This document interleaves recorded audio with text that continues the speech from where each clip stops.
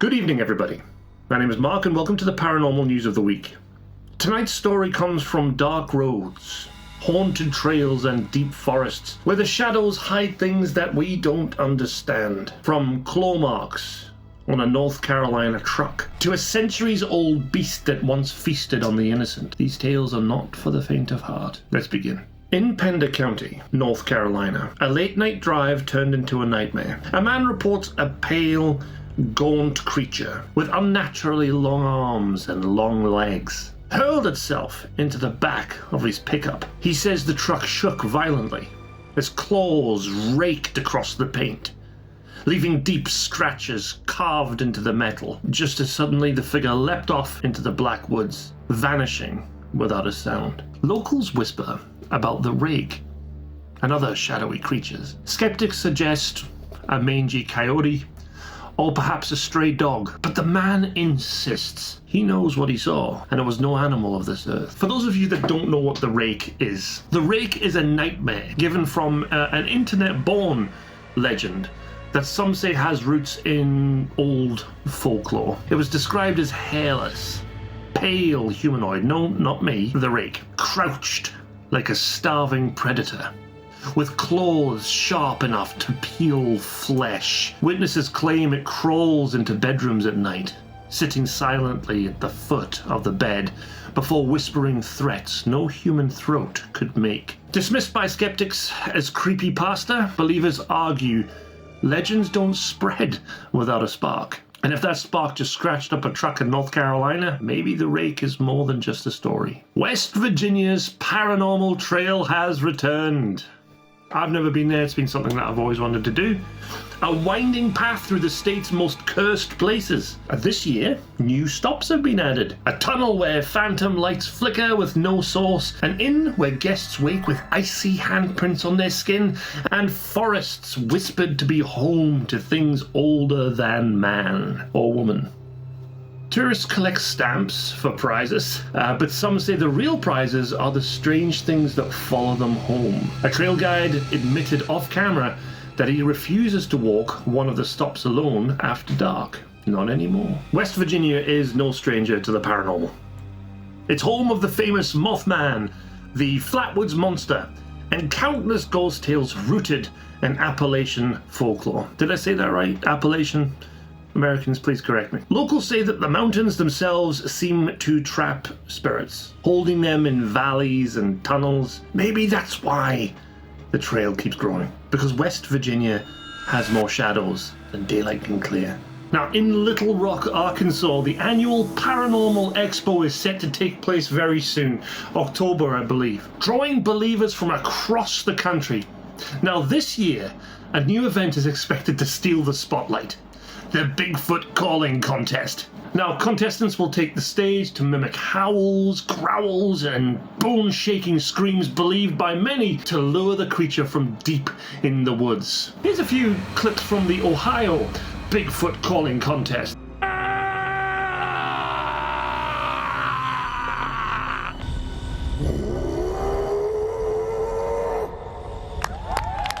How many Bigfoots do you think are in Maine in general? Hundreds. That's Kevin Warner, a member of the Maine Bigfoot Foundation since 2021 and judge of Saturday's Sasquatch Calling Contest. And the foundation's goal is just to get some recognition, about Bigfoot. People have had encounters or they've seen footprints, and a lot of people don't talk about it because they just think, they're gonna think I'm crazy. There's one that I was standing in, and then I got that one. That's just a young juvenile. Have you seen a Bigfoot before? Do you believe that they exist? Do you believe that Bigfoots exist? Yes. How come? Because I went and lived in Washington State for about a decade as a disbeliever, and after being out there and then spending lots of time in the woods, let's just say I'm no longer a disbeliever. I think what it is bringing more awareness that, you hear out in Washington State all the time, Bigfoot, Bigfoot, Bigfoot. But the terrain out in Washington's a lot like Maine. After a fierce competition, 7-year-old Gannon walked away with the Bigfoot bragging rights and $100. And how do you feel knowing that you won? Great. Whether you're a Bigfoot believer or a Sasquatch skeptic, the calling contest was evidence of a connected community. Some are nervous. Will the calls just be theatrical? Or will something respond from beyond? Locals are already whispering about strange cries in the night, perhaps inspired by legend, or perhaps warning that something is listening. Bigfoot researchers believe tree knocks, howls, and whistles are the way the creature communicates. Recordings captured deep in the forest of Washington and Ohio are said to carry unnerving similarities. Guttural, almost human sounds that echo from miles away. Whether those Arkansas cries were contestants or something answering back, no one knows. Sticking with Bigfoot, deep in the forest of Farmington, Pennsylvania, believers gather for the Bigfoot Camping adventure. Night hikes through moonlight trails, campfire tales of glowing eyes in the dark, and the infamous tree knocks, the hollow sounds that some say are Sasquatch's way of communicating. Past campers describe nights of unease when the woods fall eerily silent, except for the heavy thud of footsteps pacing just beyond the glow of the fire. Wildlife biologists chalk it up to bears or owls, but those who were there insist something else was watching. Something massive and intelligent.